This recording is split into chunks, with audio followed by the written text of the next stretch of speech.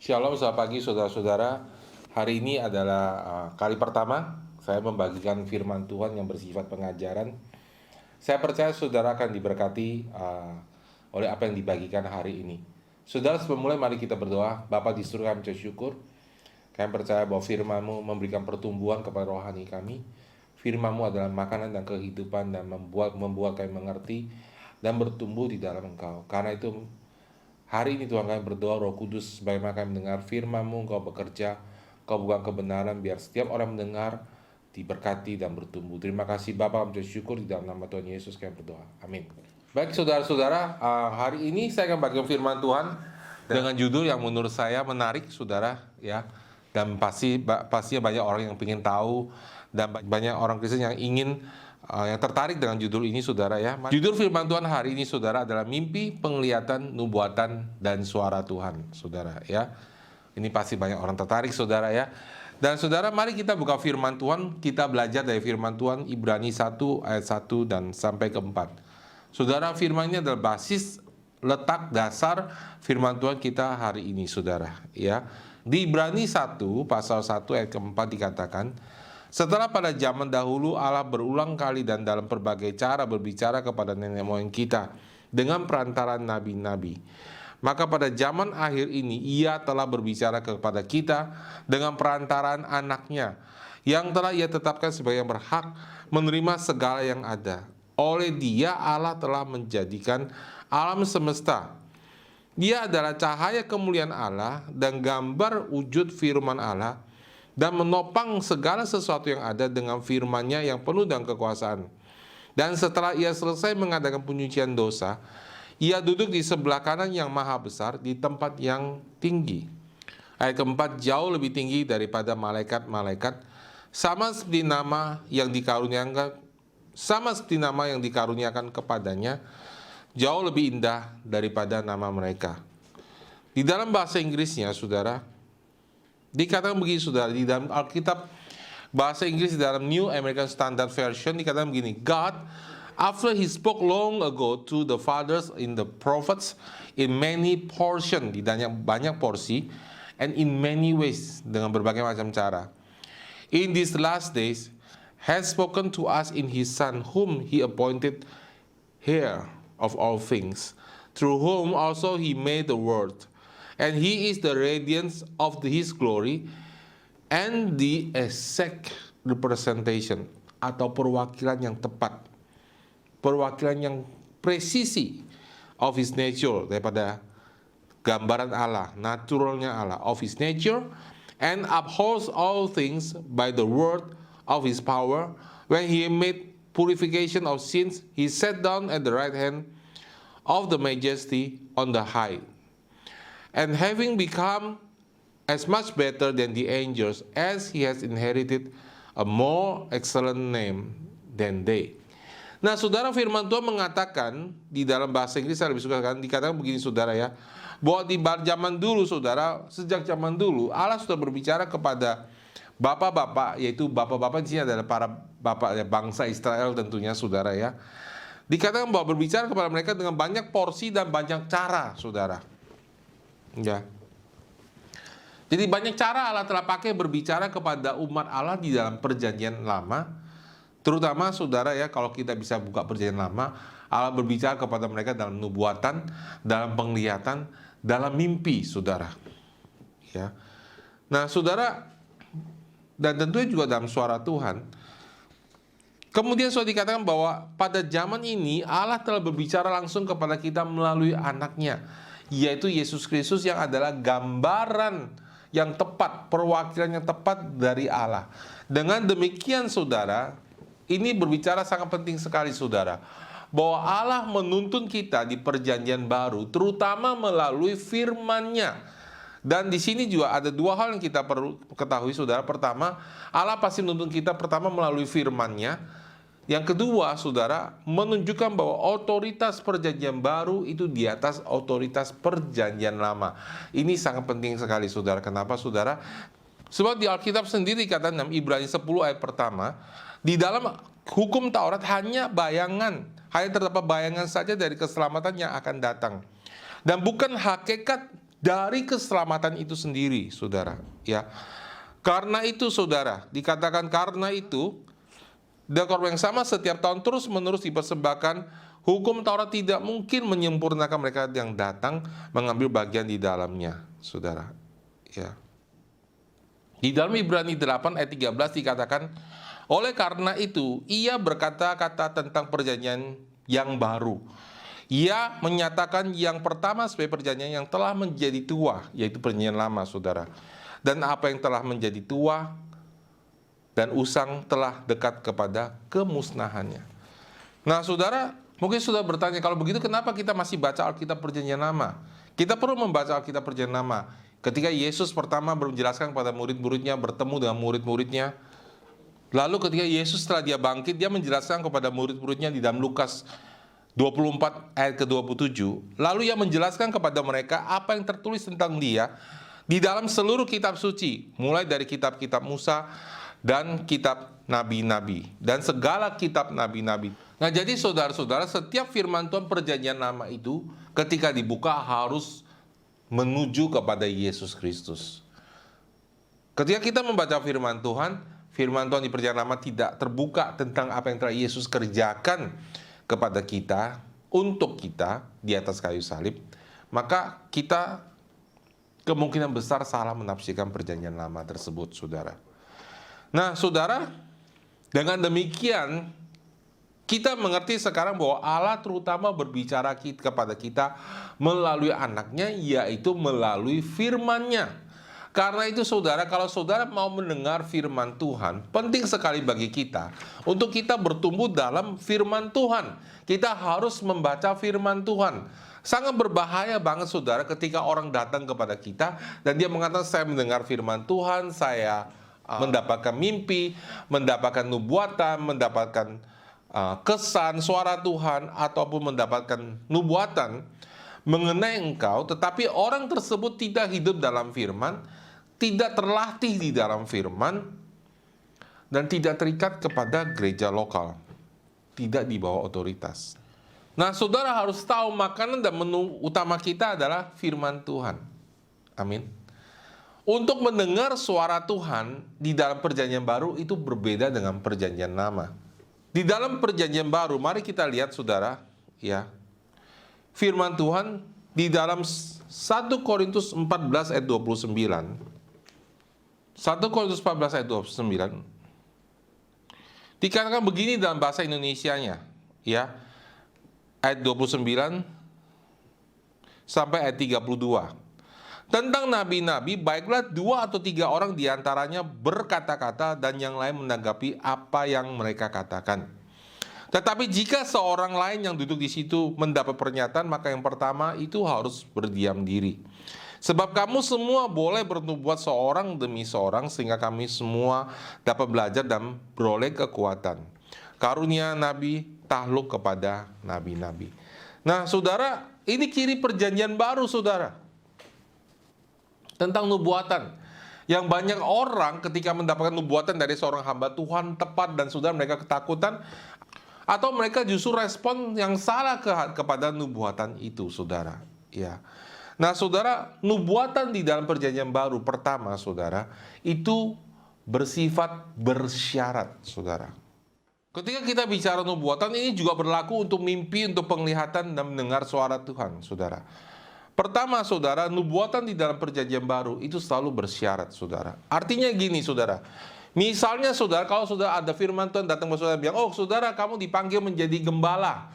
Itu bukan berarti saudara besok langsung terjun jadi gembala, saudara. Ah, saya masih SMA, bagaimana sudah bisa menjadi gembala? Ya. Karena itu, saudara, firman Tuhan itu ada syarat. Tentunya, saudara, seseorang itu kalau untuk menjadi gembala harus setia, bukan? Dalam perkara kecil, berarti, saudara, nubuatan itu datang kepada dia. Betul, kalau panggilan saudara itu ada gembala, tidak berarti saudara langsung besok jadi gembala, dan juga tidak berarti bahwa saudara pasti menjadi gembala walaupun sudah tidak taat kepada panggilan hidup saudara. Saudara harus taat kepada panggilan hidup saudara, saudara harus bertumbuh. Karena itu, saudara, Alkitab mengatakan, saudara, di ayat ke-29 tentang nabi-nabi, baiklah 2 atau 3 orang diantaranya berkata-kata dan yang lain menanggapi apa yang mereka katakan. Di dalam bahasa Inggrisnya, di dalam New American Standard Version dikatakan let others judge, put judgment, atau menghakimin atau menilai apa yang mereka katakan itu sesuai dengan firman Tuhan atau tidak. Jadi saudara, yang dihakimi di sini adalah nubuatannya, bukan orang yang menyampaikan nubuatan itu, saudara. Karena saudara dikatakan begini, saudara. Ini ayat 31. Sebab semua beroleh bernubuat seorang demi seorang, sehingga kamu semua dapat belajar dan beroleh kekuatan. Berarti saudara, nubuatan itu bersifat progresif. Manusia roh kita bisa dilatih sedemikian rupa sehingga kita semakin kuat berjalan di dalam karunia-karunia Allah karena iman kita yang bertumbuh. Adalah biasa saudara kalau seorang dipanggil sebagai seorang nabi ketika mereka pertama kali bernubuat, nubuatannya bersifat umum dan tidak tajam. Tapi kalau orang itu berjalan terus dan berjalan terus dan berjalan terus dan belajar terus menyampaikan nubuatan Allah, maka nubuatannya bersifat tajam, saudara. Jadi saudara, nubuatan di sini tidak bersifat final seperti di dalam Perjanjian Lama. Kenapa begitu? Karena di dalam Perjanjian Lama, umat Tuhan belum mengalami yang namanya kelahiran kembali, sehingga Roh Kudus tidak bisa tinggal di dalam hati manusia, saudara. Karena itu saudara, firman Tuhan itu selalu datangnya dari luar, bersifat datang kepada mereka. Nanti kita akan lihat ayatnya, saudara ya. Dan karena itu saudara, ketika seorang menyampaikan firman Tuhan, itu harus bersifat otoritatif atau final, saudara. Karena itu sudah di dalam Perjanjian Lama, di dalam Ulangan 18 ayat 22 dikatakan, apabila seorang nabi berkata demi nama Tuhan dan perkataannya itu tidak terjadi dan tidak sampai, maka itulah perkataan yang tidak difirmankan Tuhan. Dengan terlalu berani nabi itu telah mengatakannya, maka janganlah gemetar kepadanya. Jadi saudara melihat di sini bahwa di dalam Perjanjian Lama, perkataan nabi itu bersifat otoritatif sekali, saudara, ya. Bersifat firman Tuhan. Di dalam Perjanjian Lama, di dalam Yeremia 1 ayat ke-11 dikatakan, sesudah itu firman Tuhan datang kepadaku, bunyinya, apa yang kau lihat Yeremia? Jawabku, aku melihat sebatang dahan pohon badam. Lalu firman Tuhan kepadaku, baik penglihatanmu, sebab aku siap sedia untuk melaksanakan firmanku. Saudara lihat di sini, saudara, bahwa di dalam Perjanjian Lama, kalau sudah baca Alkitab, selalu dikatakan firman Tuhan datang kepadaku, saudara. Firman Tuhan datang kepadaku. Kenapa, saudara? Karena itu di luar sifatnya. Tetapi di dalam Perjanjian Baru, saudara tahu bahwa Roh Kudus tinggal dalam diri kita. Ketika kita membaca Alkitab, firman Tuhan diungkapkan, disingkapkan oleh Roh Kudus, diwahyukan kepada kita. Karena itu, saudara, di dalam Perjanjian Baru kita tidak bilang firman Tuhan datang kepadaku, tapi saudara, kita mengatakan bahwa Tuhan berbicara dalam hatiku, Tuhan mendorong saya, Tuhan memberikan impresi dalam hati saya. Kenapa saudara? Di dalam Perjanjian Baru, di dalam Roma 8 ayat ke-14 dikatakan, semua orang yang dipimpin Roh Allah adalah anak Allah. Nah saudara, ini penting banget saudara. Berarti cara pertama dan terutama dan janji Tuhan untuk berbicara kepada kita adalah Roh Kudusnya yang ada dalam hati kita dan menuntun dan memimpin kita dan berbicara kepada kita. Itu adalah cara utama dan terutama Allah berbicara kepada setiap anak-anak Allah di dalam Perjanjian Baru. Karena itu saudara-saudara, jangan takut, jangan gemetar kalau ada orang bernubuat kepada saudara. Sekalipun nubuatannya itu kelihatannya tepat, tapi orang tersebut tidak hidup dalam Tuhan, dia tidak hidup membaca firman Tuhan, saudara jangan takut. Amin, saudara. Karena sifat dan nubuatan Perjanjian Baru itu bukan yang bersifat final, saudara. Tetapi saudara, Alkitab mengatakan bahwa kita harus menguji nubuatan itu. Nah, untuk menguji nubuatan itu berarti saudara dan saya sendiri itu haruslah anak-anak Allah, punya Roh Allah, dan hidup membaca firman Tuhan. Ada amin, saudara. Jadi saudara, semua mimpi, nubuatan, dan penglihatan, bahkan suara Tuhan di dalam Perjanjian Baru harus diuji. Orang yang membawakan firman itu, orang yang menyampaikan mimpi dan nubuatan itu, saudara, dan ketepatan apa yang dia lihat dan apa yang dia dengar, apa yang dia sampaikan, itu tidak sepenting daripada karakter orang tersebut. Saudara harus tahu karakter orang tersebut, baru saudara bisa mendengar firman yang dia sampaikan, dan kemudian setelah itu pun saudara harus mengujinya. Amin, saudara. Kemudian saudara, kita harus tahu berikutnya bahwa nubuatan di dalam Perjanjian Baru itu bersifat pengukuhan. Di dalam 1 Korintus 14 ayat 3, di dalam bahasa Indonesia dikatakan begini saudara. Tetapi siapa yang bernubuat, ia berkata-kata kepada manusia, ia membangun, menasihati, dan menghibur. Di dalam bahasa Inggrisnya dikatakan bahwa, on the other hand, the one who prophesies speaks to people for the upbuilding and encouragement and consolation, saudara ya. Di dalam 1 Korintus 14 ayat 3. Jadi saudara, dia harus menguatkan saudara, harus menghibur saudara, dan harus membangun kita. Nah saudara, jadi saudara, nubuatan di perjanjian baru itu bersifat saudara meneguhkan apa yang Tuhan telah katakan kepada saudara. Itu pertama saudara. Ya, baik nubuatan, penglihatan, apa suara Tuhan dari orang lain katakan kepada kita, itu mengencourage atau meneguhkan apa yang telah saudara tahu di dalam sini. Nah ini saya terutama katakan kepada saudara, apalagi keputusan yang penting dalam hidup kita. Hal yang paling penting dalam hidup kita, kemana kita harus bergereja atau berjemaat lokal, kemana, di mana kita harus bekerja, saudara, dan kepada siapa kita harus menikah bagi yang belum menikah. Ini adalah hal-hal yang penting dalam hidup kita. Jangan biarkan nubuatan dari orang lain memimpin saudara untuk memutuskan kemana saudara harus bergereja, kemana saudara harus tinggal, kemana saudara harus bekerja, dan kepada siapa saudara menikah, padahal di dalam hati saudara sudah tidak mengerti dan saudara tidak sejahtera untuk hal tersebut. Kepada siapa saudara menikah, ini saya bicara sama youth saudara ya. Pertama-tama saudara sendiri harus cinta. Amin. Kedua, saudara harus yakin bisa kasih nafkah. Saudara cukup dewasa. Jangan hanya seorang yang mengaku nabi datang kepada saudara dan bilang, demikianlah firman Tuhan, kamu harus menikah sama si A, padahal saudara nggak cinta. Saudara, oh saya harus menikah sama si A karena Tuhan mengatakan itu. Nggak sekonyol itu saudara. Amin saudara. Kenapa saudara? Alkitab mengatakan juga kepada kita bahwa kita setelah menikah kita nggak boleh bercerai. Nah saudara, kalau saudara tidak boleh bercerai setelah saudara menikah, pastikan bahwa saudara menikah dengan orang yang saudara cintai, saudara kasih. Amin saudara. Dan pastikan orang itu dalam kehendak Tuhan, orang itu sudah lahir baru, orang itu berjalan sevisi dengan saudara. Loh Pak, kalau dia belum lahir baru bagaimana? Alkitab mengatakan bagaimana dua orang berjalan bersama jika mereka tidak sepakat saudara. Kalau sudah menikah dengan orang yang belum percaya, saudara akan menghancurkan masa depan saudara. Amin saudara. Ya. Pilih di antara orang yang sungguh mengasihi Tuhan, yang satu visi, satu hati dengan saudara. Kemudian pastikan saudara mencintai dia. Kalau ada orang nubuatan, itu sifatnya konfirmasi. Saudara yang pertama harus tahu. Amin saudara. Ya. Loh Pak, tapi bagaimana kalau misalnya dia nubuatan kepada saya dan nubuatan itu benar, dan saya tidak tahu dan saya tidak mengerti. Sudah pernah baca Alkitab? Dikatakan Maria menyimpan sesuatu itu di dalam hatinya. Maria banyak hal dia tidak mengerti. Maria dari ibu Yesus banyak hal dia tidak mengerti, tapi dia simpan di dalam hatinya, saudara. Saudara, kadang-kadang ketika nubuatan itu datang kepada kita, dia tidak sesuai dengan hati kita, tapi juga dia tidak merusak hidup kita. Jadi apa yang harus kita lakukan kalau kita tidak mengerti? Dan berkali-kali lagi hamba-hamba Tuhan mengatakan hal yang sama. Tapi saudara nggak mengerti. Gampang saudara, gantung aja saudara.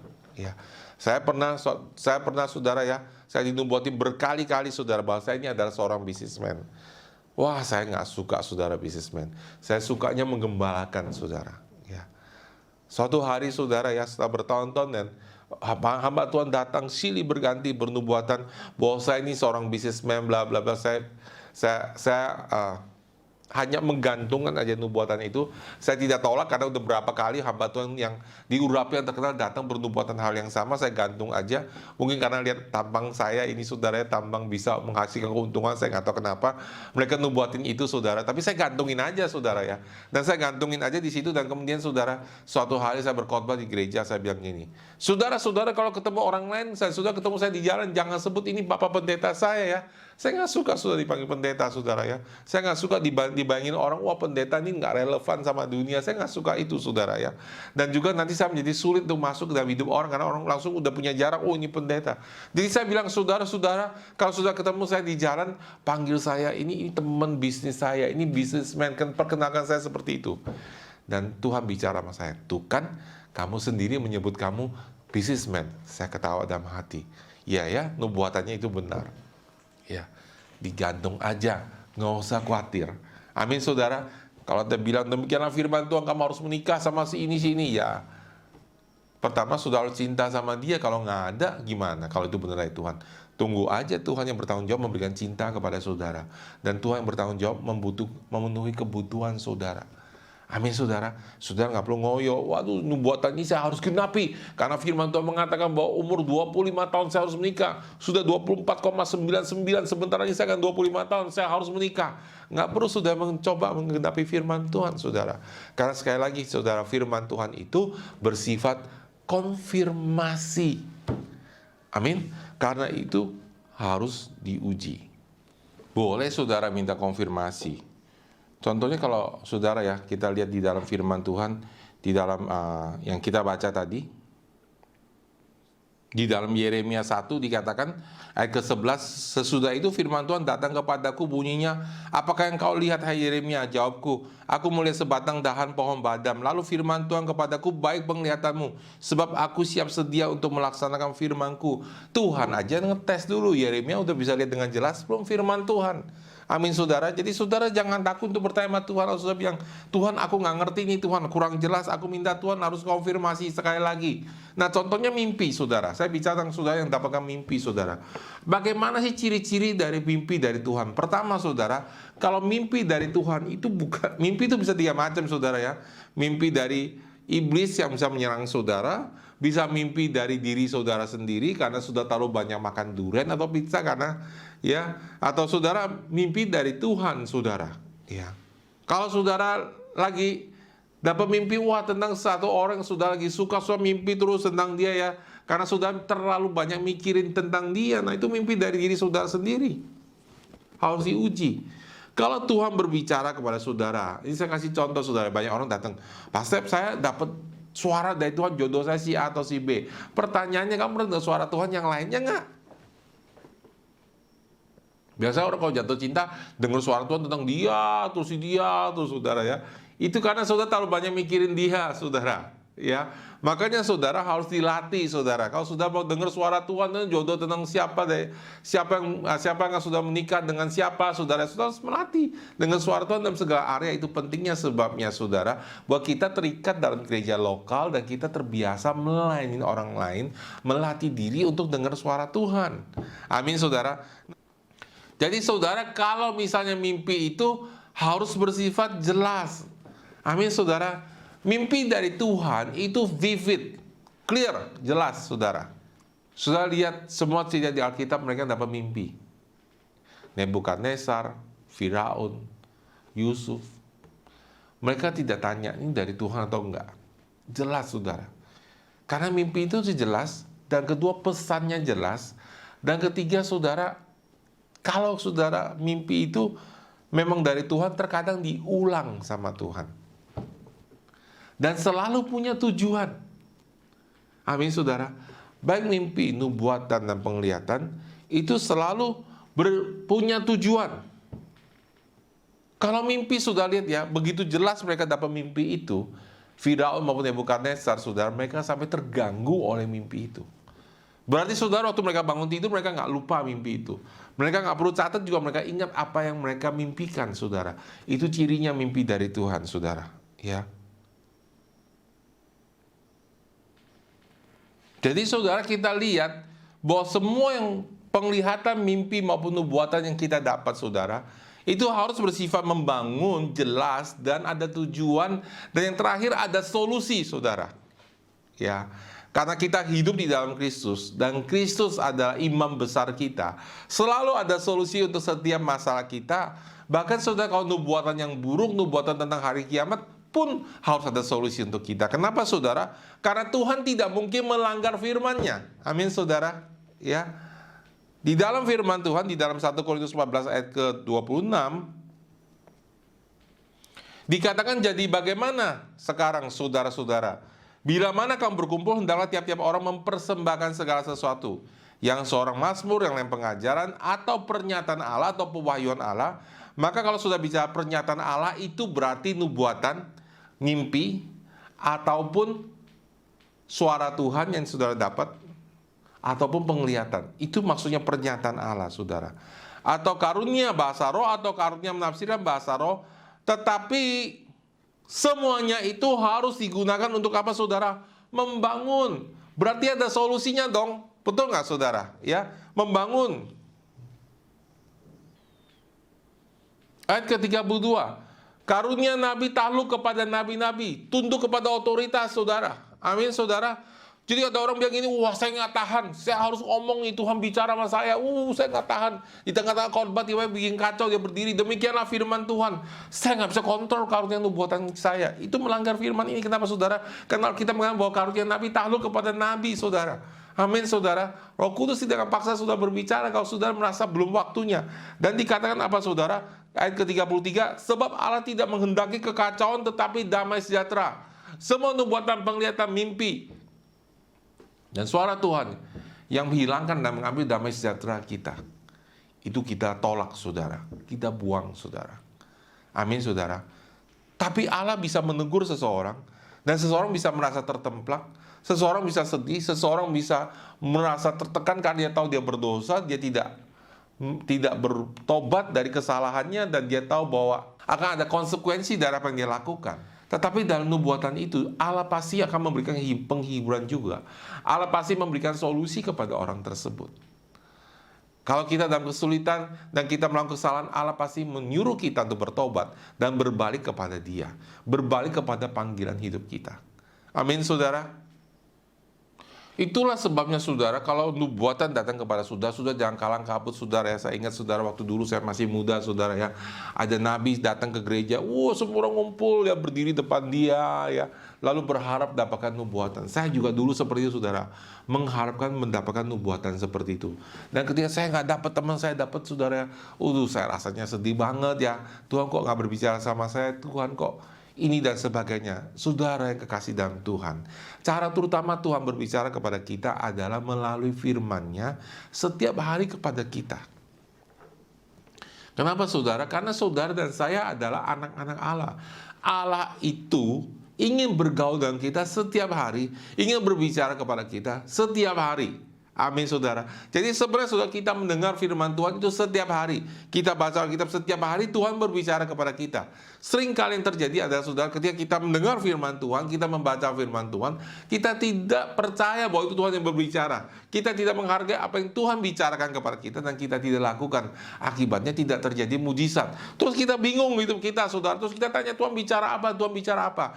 Padahal Tuhan bicara sederhana. Kasihilah saudaramu, ampunilah tetanggamu. Sederhana, kita nggak mau lakukan. Kita mau Tuhan bicara sama saya. Kenapa orang sakit ini saya doakan tidak sembuh?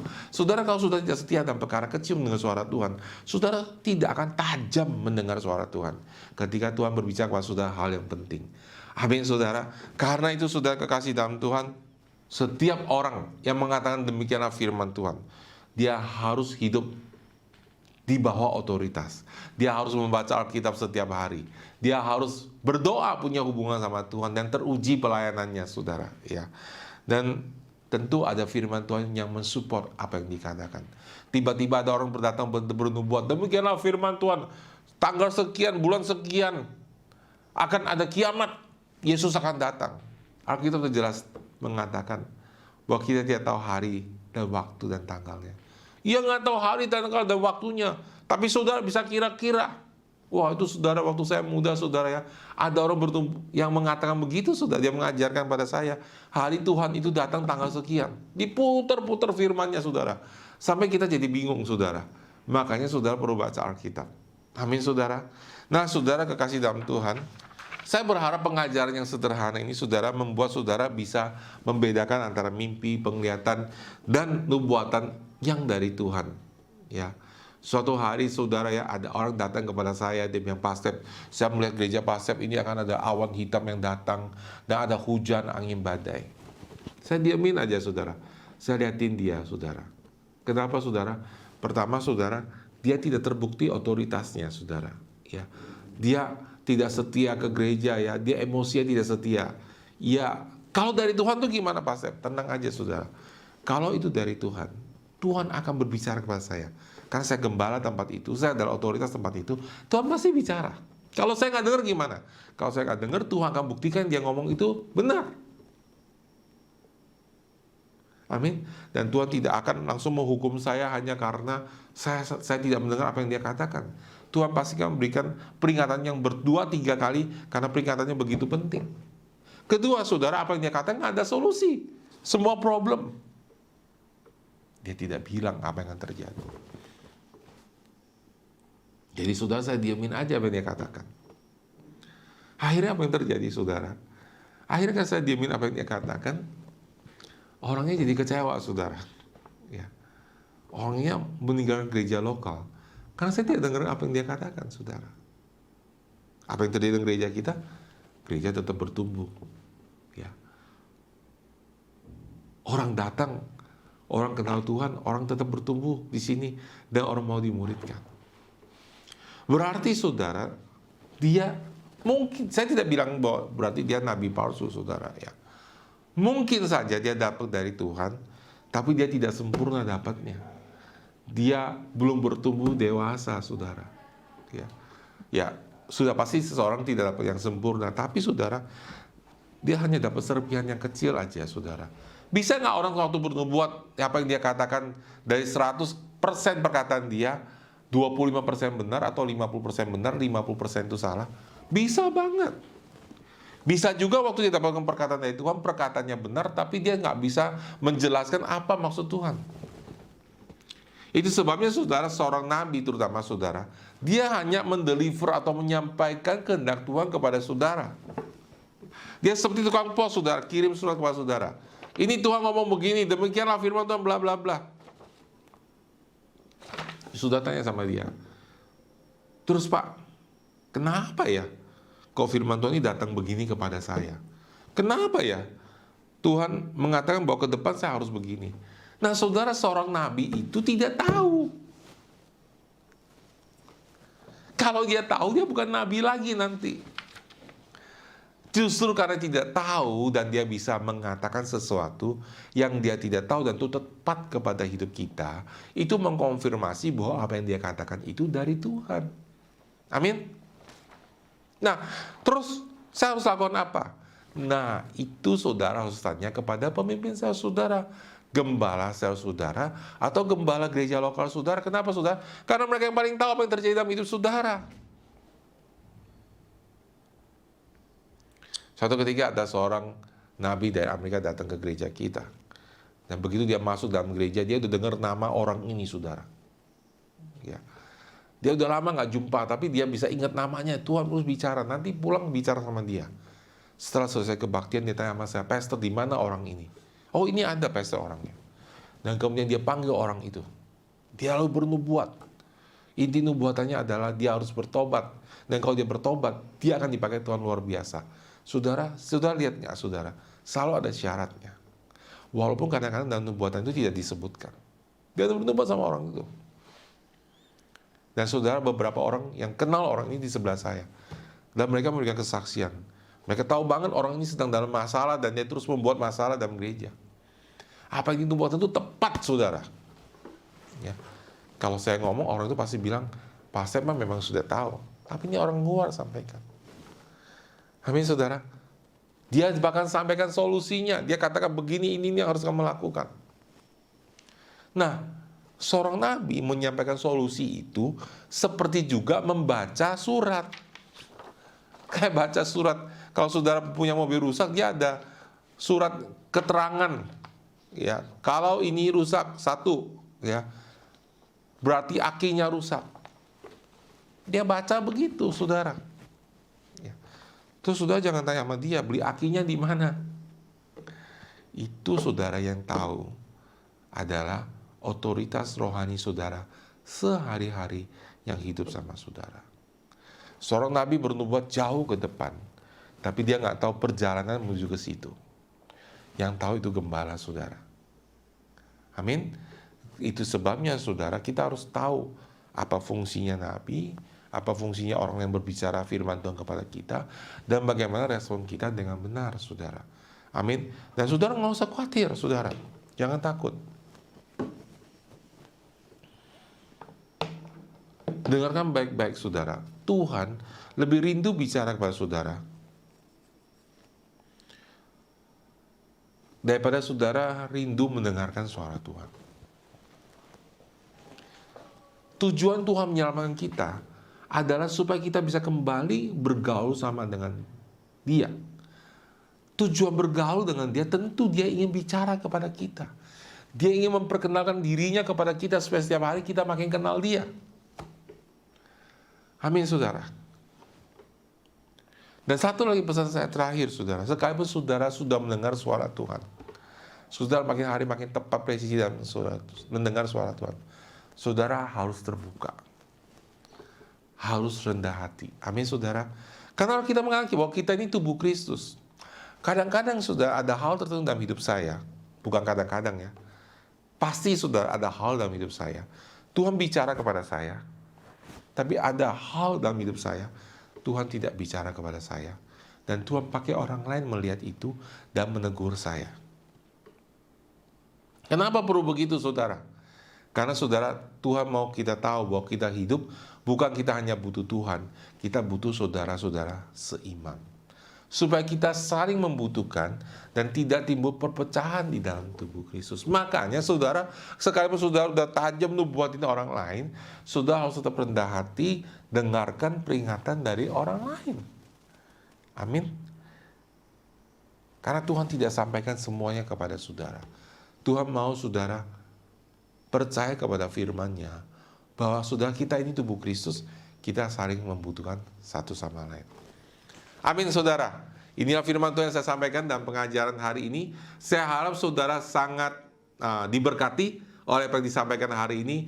Dan jika saudara merasa diberkati, saudara bisa subscribe dan saudara bisa klik like, saudara ya, di bawah ini. Maka saya bisa tahu, oh berapa banyak orang dengar firman Tuhan. Terima kasih, saudara. Tuhan Yesus memberkati. Sampai jumpa lain kali. God bless you.